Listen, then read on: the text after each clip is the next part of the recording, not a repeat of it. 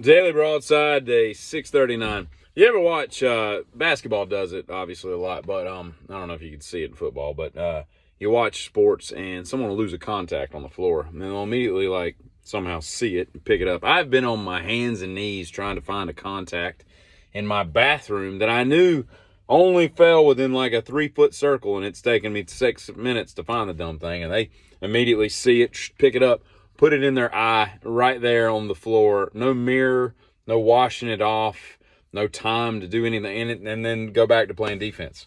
What? I first of all, that's so bad for your eyes because you need to wash those things. Your hands are dirty. God knows how many germs are on a basketball. I mean, people's sweaty hands touching it, and then you're going to just stick your hand in your eye. That's gross. And then, like, I remember, I think it was Tyler Hansborough when he was at UNC. I want to say it was him. He always losing contacts. That's what rings a bell, but it could be somebody else. But I think he lost one like 3 or 4 times in one game. And it's like, we're delaying the game and all this stuff, and he just keeps losing his contact. I'm like, bro, just play without, contacts. But I say that to say this. I woke up this morning, and, it's still dark out, and I wake up, and I put my glasses on. I look at my phone to check my email I was waiting on, and I can't see. Everything's all blurry, and I'm like, and I woke up, too, I should say that my eyes were like the Alice in Chains Man in the Box guy. My eyes are just, like, sewn shut with, like, eye boogers and stuff, and I'm like, what the hell's going on? So I get the crust out of my eyes, and then I put my glasses on, and I'm like, what in the hell's going on? Like, why can I not see? Then I take my glasses off, and I realize, oh, hell, I've done it again, because I can see, right?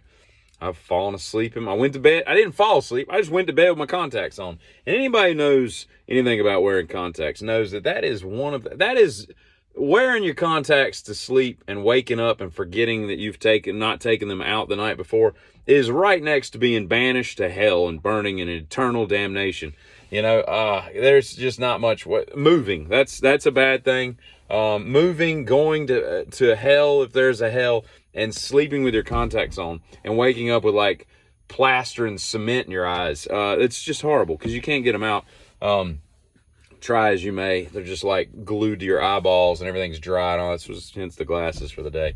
So anyway, I don't understand how in God's name you could just throw those things back in your eyes. I can put one in without a mirror. That's not the big deal, but I usually rinse the thing off or throw it away if it falls on a basketball court, let's say. I don't get it. I just went into a store on the way home to get a buy, B-I-B-A-I, buy, I don't know how you pronounce it, but I'm like addicted to the Bing cherry buys.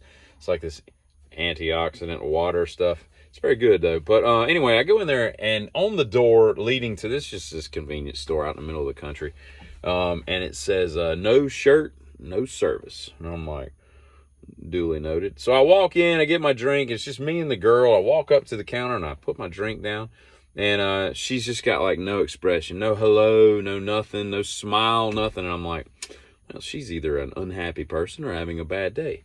So I decide to cheer her up with some lighthearted humor. So while she's ringing it up, I said, I got a big problem with shirtless people coming in shopping here. Like that. I said it just like that. And this is what I got. She's ringing up her stuff. Doesn't say a word, right? So for 30 seconds, there's complete silence. And I'm like, well, okay.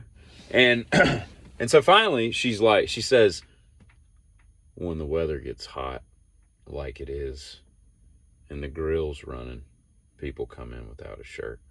And I was like, oh yeah, the grill, that's pretty much a restaurant, so no shoes, no shirt, no service. That's good. I'm like, well, you have a wonderful day, and I meant it sincerely. I don't just say that. I don't say anything that I don't believe.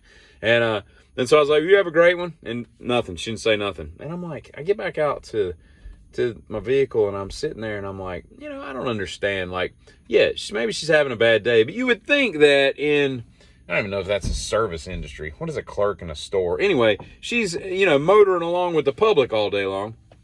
And you would think somebody, you would want to be like a welcome to Moe's. You'd want to be a welcome to Moe's kind of guy if you have Moe's where you're from. You know, like they used to welcome you to Blockbuster. I think they used to welcome you to Blockbuster too. But welcome to Moe's. That's how you want to. That's how I would run my convenience store. Even if I didn't own it, I was just working there, right? I'm like, hey, what's going on? You know, I'm just loud like that, right? And I would think that that would bring a smile to somebody's face more times than not.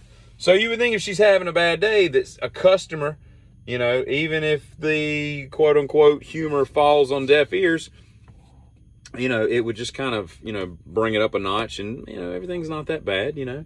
If the world is coming down that bad, don't go to work, you know. But you're in an industry where you're going to be dealing with humans the entire day.